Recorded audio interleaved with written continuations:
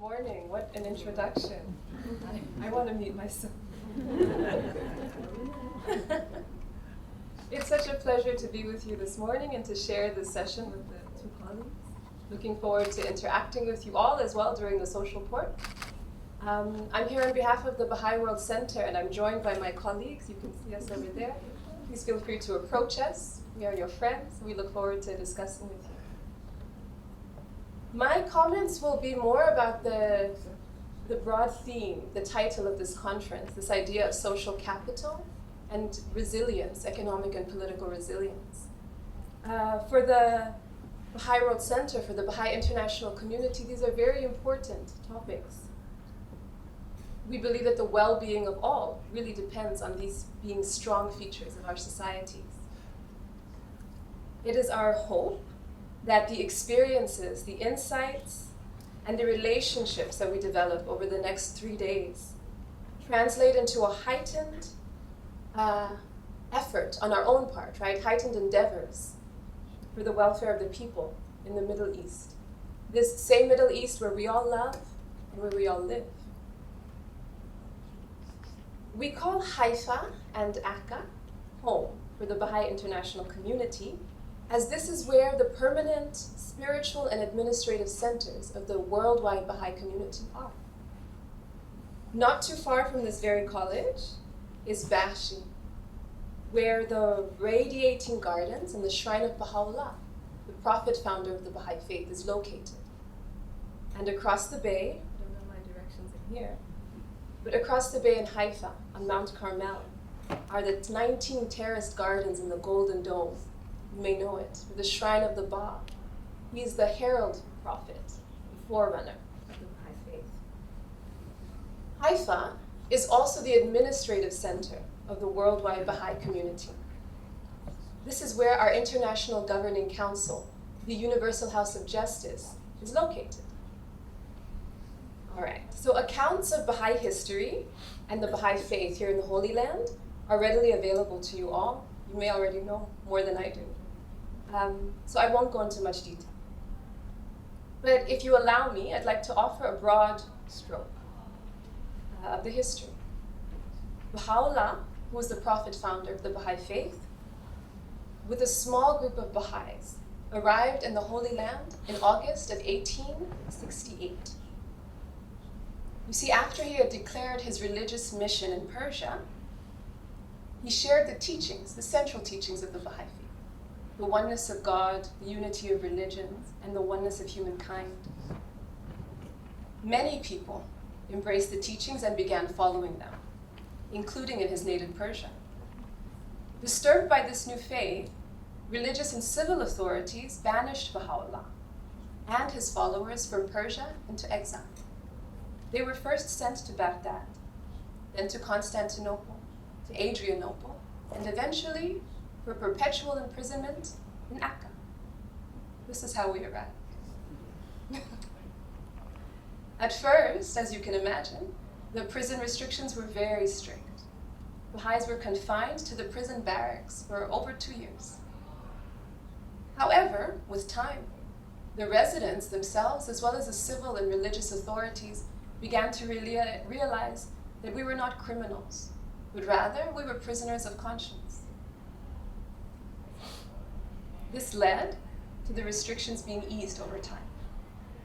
And the Baha'is were able to leave the barracks and begin to live in the diverse city of Akka.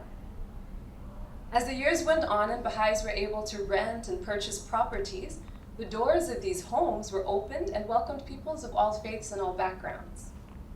As foretold by Baha'u'llah shortly before his passing in 1892, eventually the Baha'i World Center was established on Mount Carmel, the focus of which became the oversight of the international Baha'i community, maintaining the Baha'i holy places, and the administration of an increasingly global religion.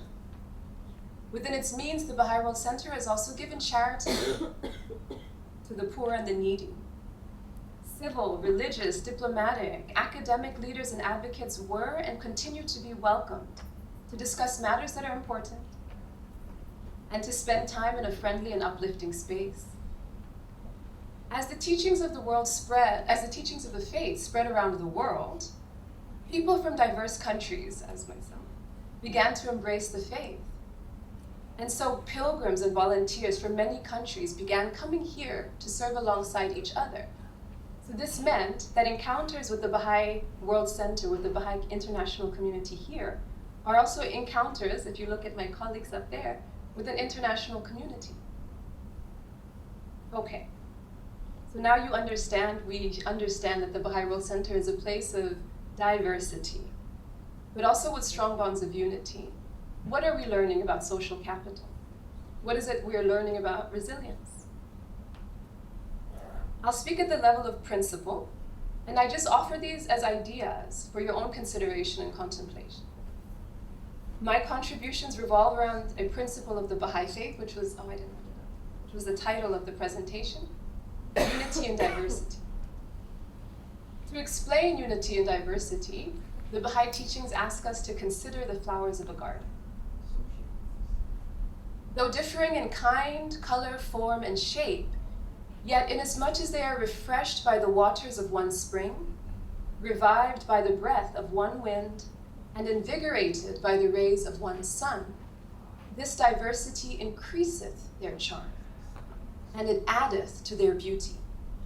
Diversity of hues, form, and shape enricheth and adorneth the garden, and heighteneth the effect thereof. In like manner, when diverse shades of thought, of temperament, of character are brought together under the power and influence of one central agency, the beauty and the glory of the human family will be revealed and made manifest.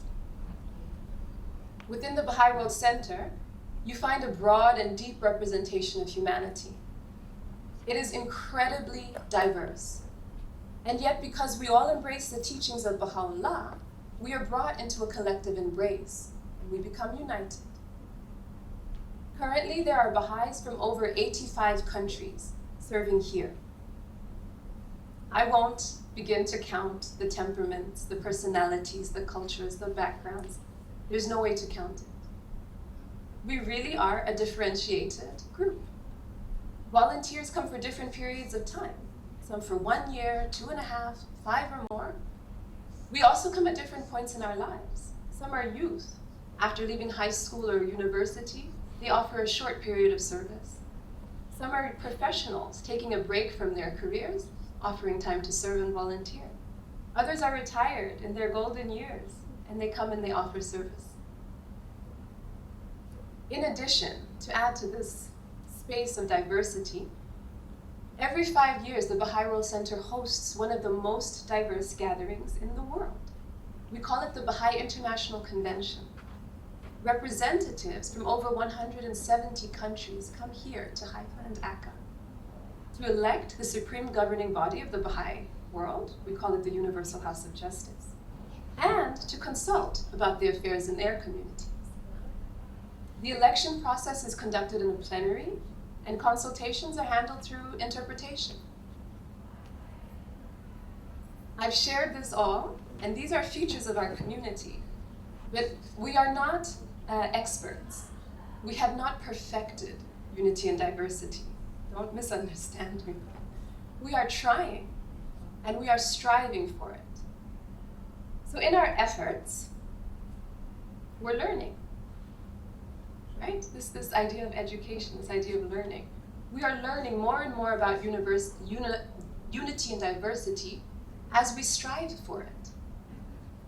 So I'd like to share with you some of what we're learning for your consideration.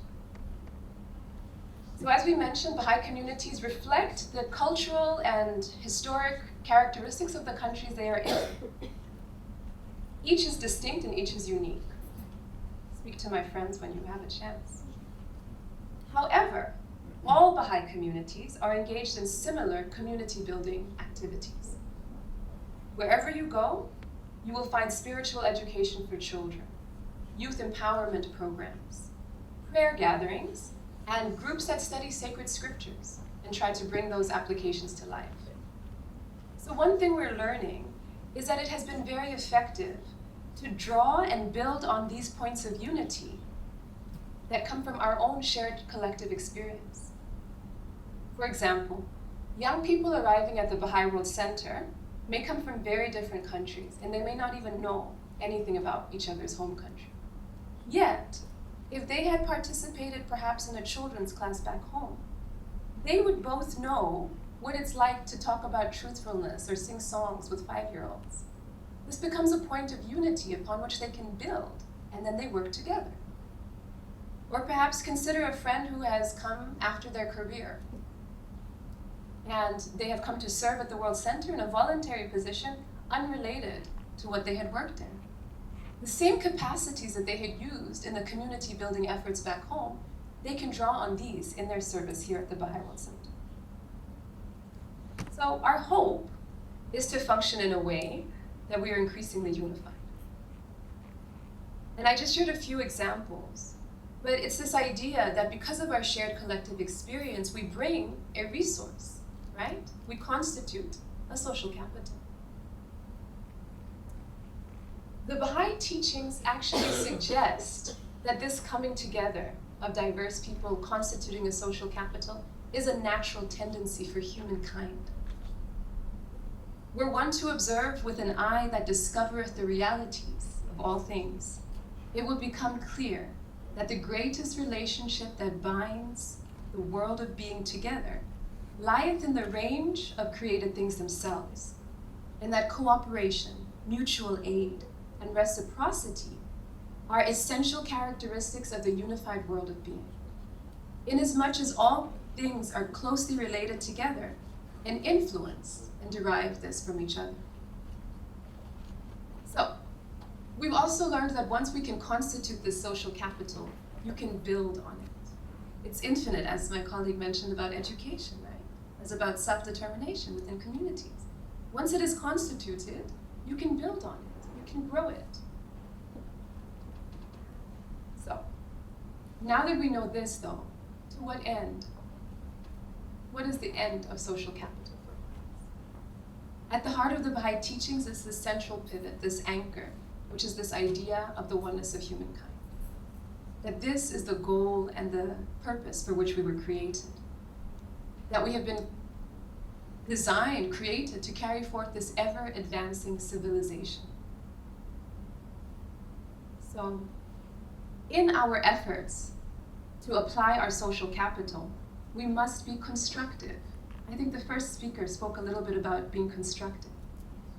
Constructive also characterizes our response to challenges. Because in this path, as we advance towards this ever-advancing civilization and we begin to apply our social capital and grow it and develop it, we will be met with challenges, with tests, with difficulties, even with opposition. For Baha'is, our response must be constructive.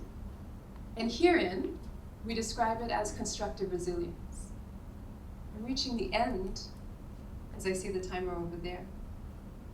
But I'd like to end perhaps with a few questions for us, just based on what I had shared.